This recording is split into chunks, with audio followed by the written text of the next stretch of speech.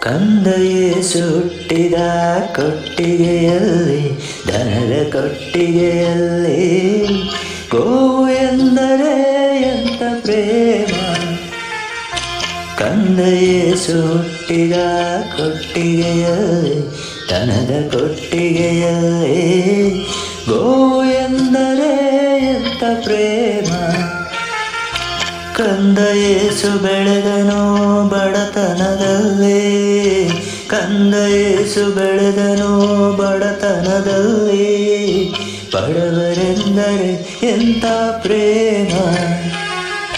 ಕಂದ ಯೇಸು ಬೆಳೆದನು ಬಡತನದಲ್ಲಿ, ಬಡವರೆಂದರೆ ಎಂಥ ಪ್ರೇಮ.